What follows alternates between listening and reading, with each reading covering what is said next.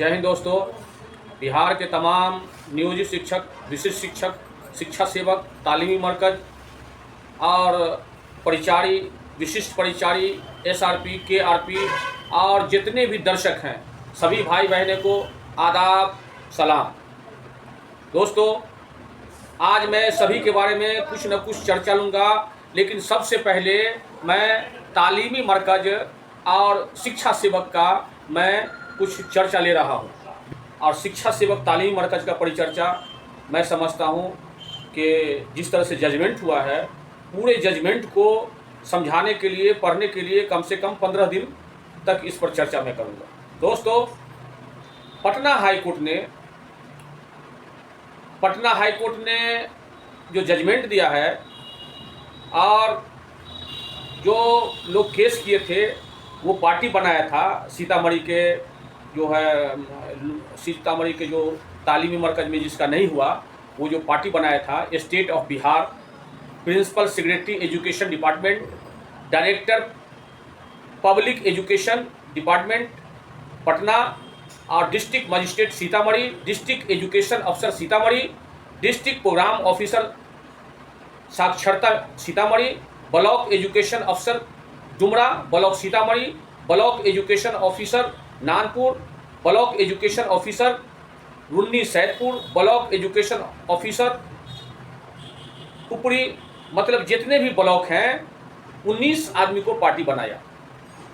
उसमें अंतिम में है ब्लॉक एजुकेशन अफसर बोखरा ब्लॉक सीतामढ़ी। ये पार्टी वर्सेस है मोहम्मद एजाज कौसर खान सन ऑफ अफजरुल कौसर खान, ये 1 नंबर में है। और लगभग ये मिल करके 95 आदमी मिल करके जो केस दायर किया था, 59 ये कुल मिल करके 95 आदमी जो केस किया था, जिसमें अंतिम में है Hasan Tauheed son of Abdul Samad, village Garha, PS Upri, district Sitamarhi. ये 95 आदमी मिलकर के जो केस फाइल किए हैं, वो केस नंबर है जो मैं बता रहा हूँ 11,447 11,447/2018। ये 18 का केस है और ये लोग अपील में गए थे डेट 805/2022। एक तो ये हुआ, और एक मधेपुरा के लोग भी जो मोहम्मद साजिद, ये 33 आदमी लोग मिल करके मधेपुरा में जो पार्टी बनाया, state of Bihar, state of through, principal secretary education department, the director secondary education department Patna, the district magistrate Madhepura, district education officer Madhepura, district programme officer Madhepura, district programme officer Sarva Shiksha Abhiyan Madhepura, district programme officer establishment Madhepura और the block education अफसर मधेपुरा। इतना आदमी को party बना करके, और ये party में जो दिया है, मैं स्टेटमेंट में आपको कुछ पढ़ के सुना रहा हूँ, आप लोग गौर से सुनिएगा। ये जो जजमेंट हुआ है, सारांश पूरा तो नहीं पढ़ूंगा, लेकिन कुछ है जो आज मैं बता रहा हूँ कि अनुच्छेद 14, यह अनुच्छेद भारतीय क्षेत्र के सभी व्यक्तियों को कानून के समक्ष समानता और कानूनों के समान सक्षम गारंटी देता है। सकारात्मक कार्रवाई और सामाजिक लाभ कानूनों के समान संरक्षण के अंतर्गत आते हैं। केवल धर्म पर आधारित आरक्षण नीतियों को इस सिद्धांत का उल्लंघन माना जा सकता है यदि वे नागरिक बीच अनुसूचित, मनमाना और अन्यायपूर्ण भेदभाव पैदा करते हैं या असमानता का बढ़ावा देते हैं। इसमें कोर्ट ने कहा है कि असमानता का बढ़ावा देते हैं, और इस मामले में नीतिगत निर्णय है कि जो मरकज के स्वयं सेवकों, शिक्षकों के पद पर चयन नियुक्ति प्रतिबंधित करता है और केवल एक विशेष समुदाय के लिए आरक्षित करता है, इसीलिए राज्य की नीतिगत निर्णय संविधान के अनुच्छेद 14 और 16 के अनुरूप नहीं है। किसी विशेष समुदाय को सार्वजनिक पदों को भरने के लिए प्रतिबंधित करने वाले किसी भी संवैधानिक प्रावधान की अनुपस्थिति में 26/11/2008 का नीतिगत निर्णय संविधान योजना के अनुसार नहीं है। इसलिए हमें 26/11/2008 के नीतिगत निर्णय को रद्द करने के लिए संविधान के अनुच्छेद 226 को लागू करना होगा। तदनुसार 26/11/2008 का नीतिगत निर्णय रद्द किया जाता है। परिणाम स्वरूप प्रतिवादियों की नियुक्ति रद्द की जाती है, जिससे राज्य अपीलकर्ताओं को संविधान के अनुच्छेद 14 और 16 के अनुरूप नीति तैयार करने स्वतंत्रता सुरक्षित रहती है। राज्य की नीति विकसित करते समय तथा यह संविधान के अनुच्छेद 14 और 16 अनुरूप होनी चाहिए। दिनांक 26/11/2008 की नीति के अनुसार स्वयंसेवकों शिक्षकों के पद पर नियुक्ति व्यक्तियों को तब तक हटाया नहीं जाएगा तब तक राज्य द्वारा प्रस्तुत की जाने वाली नीति के संदर्भ में चयन नियुक्ति की प्रक्रिया शुरू नहीं की जाती है। एक बार और सुन लीजिए, बहुत अच्छा पॉइंट है, गौर कीजिएगा कि अनुच्छेद 14 और 16 के अनुरूप नीति तैयार करने की स्वतंत्रता सुरक्षित रहती है। राज्य की नीति विकसित करते समय तथा संविधान के अनुच्छेद 14 और 16 के अनुरूप होनी चाहिए। दिनांक 26/11/2008 की नीति के अनुसार स्वयंसेवकों शिक्षकों के पद पर नियुक्त व्यक्तियों को तब तक हटाया नहीं जाएगा जब तक राज्य द्वारा प्रस्तुत की जाने वाली नई नीति के संदर्भ में चयन नियुक्ति की प्रक्रिया शुरू नहीं की जाती। इसमें थोड़ा सा जान है, और आप लोग अगर चाहिएगा तो पूरा जान आ जाएगा। मैं सलाह दे रहा हूँ, आप लोग घबराइए नहीं, वीडियो को आप लगातार देखते रहिए। वीडियो थोड़ा लंबा है, लेकिन आप कहा गया है कि कौन बीमारी का कोई इलाज नहीं होता है, हाँ, और ऊपर वाला भी गॉड गिफ्ट भी हर बीमारी पैदा होने से पहले उसका इलाज शुरू हो जाता है। जैसे कोरोना नहीं हुआ था, लेकिन कोरोना जो फैलेगा उसका बीमारी का इलाज हो गया था। इसीलिए घबराइए नहीं, ये वीडियो थोड़ा लंबा है, आप देखिए और हमारे वीडियो को ज़्यादा से ज़्यादा शेयर कीजिए ताकि हमारे तालीमी मरकज़ जो भाई हैं शिक्षा सेवक हैं बिहार में, उस पर जो आफत आ गया है इंशाअल्लाह आफत टूट जाएगा, दूर हो जाएगा, कुछ नहीं, घबराने की बात नहीं है। इस स्तर पर राज्य अपीलकर्ताओं के विद्वान वकील ने निर्देश पर प्रस्तुत किया है, राज्य में एक नई नीति विकसित की है और उन्हें इसे लागू करने की अनुमति दी जा सकती है। दोस्तों, अभी बहुत वक्त है, कहा गया है केस तो चलता रहेगा। कहा गया है कि सपोज डैट आप लोगों को मालूम होगा कि जब ईरान में और इजराइल में लड़ाई चल रहा था, इजराइल का एटम बम मिसाइल ईरान पर गिर रहा है और ईरान का मिसाइल इजराइल पर गिर रहा है, या मान लीजिए छोटा सा भुई पटका, वो अगर रोड पर मारिएगा तो बड़ा आवाज़ करेगा और उसको पानी में डाल दीजिएगा तो कुछ नहीं काम करेगा। ठीक उसी तरह से सबसे बड़ा पावर आपके पास है। तालीमी मरकज भाई हैं, शिक्षा सेवक जो भाई हैं, आपके पास पावर है। कहिए कैसे पावर है? अभी बहुत वक्त है। सबसे बड़ा बात कि आप कन्विंस कीजिए, आपका इसमें तो कोई गलती नहीं है। सरकार ने वैकेंसी निकाला, सरकार ने पत्रांक दिनांक दिया, पत्रांक और दिनांक जिस पर होता है, जिस चिट्ठी पर, वो सरकारीकरण हो जाता है। सरकार कानून बनाया, माननीय नीतीश कुमार का सरकार ने कानून बनाया और उस कानून को हाईकोर्ट ने रद्द कर रहा है, तो कसूरवार नीतीश कुमार है, कसूरवार नीतीश कुमार का डिपार्टमेंट है, जेल उसको होना चाहिए, न कि निर्दोष शिक्षा सेवक तालीमी मरकज को प्रभावित होना चाहिए। इसीलिए दोस्तों आपको घबराने की बात नहीं है। कई जगह नोएडा में, दिल्ली के बगल में नोएडा है, वहाँ के नगर निगम के दैनिक मजदूर संविदा कर्मी जो केस किया, डिग्री हो गया कि जो 5 साल तक काम कर चुका है, और हाल में यहाँ भी डिग्री हुआ है पटना में, जो 5 साल तक काम कर चुका है, उस पर किसी तरह का एलिगेशन नहीं है, किसी तरह का कोई भेदभाव, कोई जेल नहीं गया है, किसी तरह का आरोप नहीं हुआ है, किसी तरह का गबन नहीं किया है, ऐसे व्यक्तियों को समायोजन करना चाहिए। हाईकोर्ट का निर्देश है, हाल में ये हुआ है। इसलिए आपका कोई कसूर नहीं है, आपने सरकार का सेवा किया, आपने बच्चों को पढ़ाया, लेकिन हाईकोर्ट का भी मजबूरी है। हाईकोर्ट चूँकि वह न्यायालय है, वो इंसाफ करेगा ही, और यह संविधान बाबा भीमराव अंबेडकर ही का बनाया हुआ है कि भारतीय संविधान 14 और 16 में बराबरी का अधिकार दिया गया है, इसमें भेदभाव का अधिकार नहीं दिया गया है। लेकिन दोस्तों, सच्चाई बात यह है कि दलित, महादलित, पिछड़ा, अति पिछड़ा, दबे कुचले, ये लोग जो हैं, ये सरकार ऐसा नीति बनाया, अब पता नहीं वो कानून वो आर्टिकल 14 और 16 को ध्यान में नहीं दिया, तो ये सरकार का दोष है। सरकार अपना समझौता करे और सरकार अपना उसका जो है समाधान करे, आपका कोई कसूर नहीं है। बहरहाल ये लड़ाई लड़ने से नहीं होगा, आप कोई काम निकालना होता है।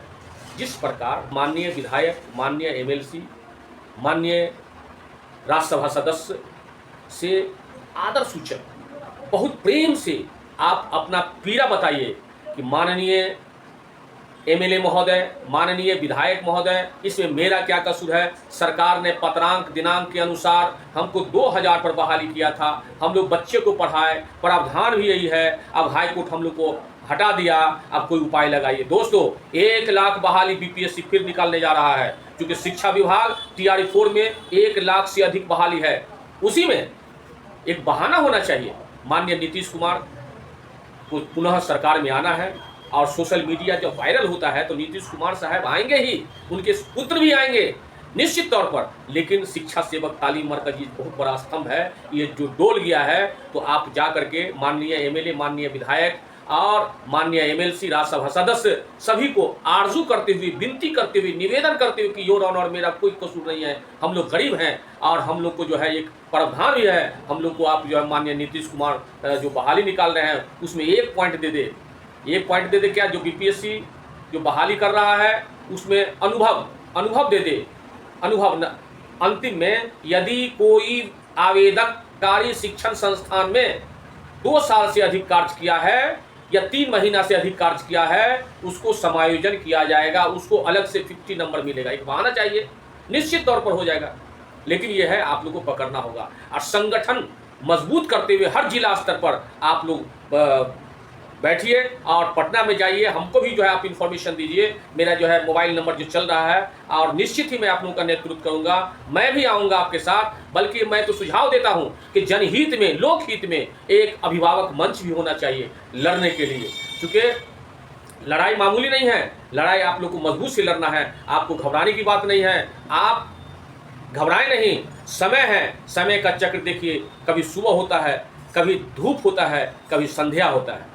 दुनिया का नज़्म है। आप इतना दिन तक काम कर रहे थे, थोड़ा प्रॉब्लम आ गया है, घबराने की बात नहीं है, कष्ट थोड़ा सा के लिए है। आप लोग निश्चित तौर पर आपको समायोजन होगा और सरकार भी देख रही है। दोस्तों, अब मैं परिचारी, अविशिष्ट परिचारी के बारे में बोल रहा हूँ। सरकार ही ने परिचारी, विशिष्ट परिचारी पैनल बनाया। कब बनाया? 2011 में। डंडोला पीटने में तो सरकार बहुत डंका पीटता है, लेकिन काम कुछ नहीं हो रहा है। क्या बताऊं? और अभी तक 11-12 साल हो गया, 13 साल हो गया, समायोजन का कंफर्म नहीं हुआ है, समाप्त नहीं हुआ है। इसको नियुक्ति पत्र देना चाहिए। धरना प्रदर्शन दे रहा है, हाई कोर्ट जजमेंट दे दिया और इम्प्लीमेंट नहीं कर रहा है। यही ना सरकार से मेरा शिकायत है। जब जजमेंट दे दिया तो सबको ज्वाइन करवाना चाहिए। हाई कोर्ट तुरंत कहता है हटा दो, तो तुरंत हटाने का कार्रवाई शुरू हो जाता है। वाह, ये तो अंधेरी नगरी चौपट राजा, टकेसर भांजी टकेसर खाजा।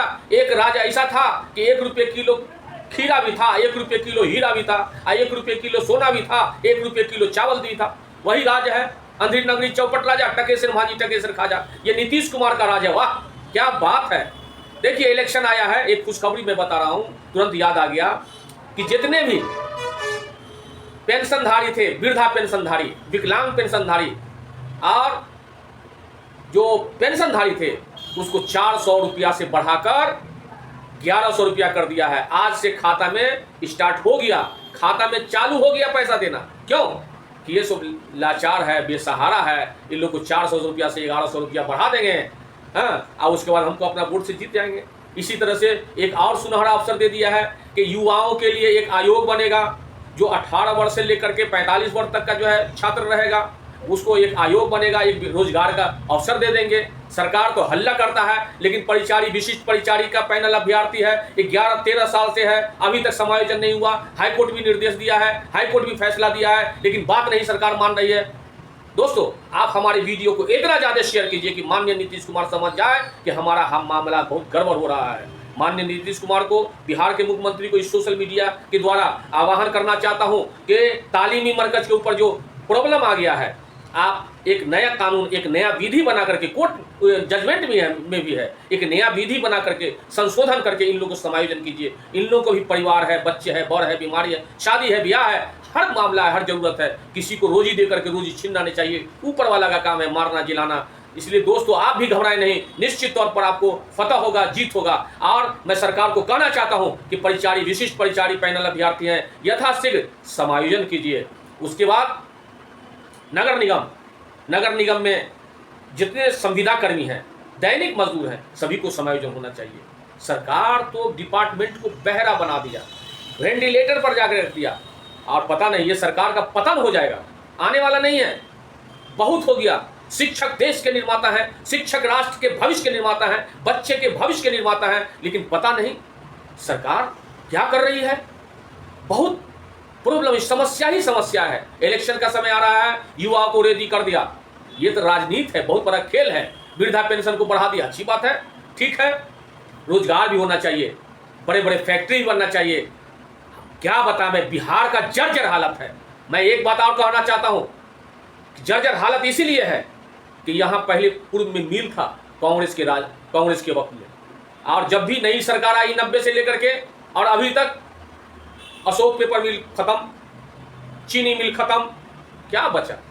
आप कहिएगा कि वहाँ के जनता ने खत्म कर दिया। तो जिसका गार्जियन, जो घर का गार्जियन अगर मजबूत रहेगा तो कोई चीनी मिल और कोई पेपर मिल जो है ध्वस्त नहीं हो सकता है, बूझ नहीं सकता है। घर के गार्जियन का कसूर है। नैतिकता के आधार पर माननीय नीतीश कुमार को इस्तीफा देना चाहिए। नैतिकता के आधार पर कोई विकासित वाला काम नहीं हो रहा है।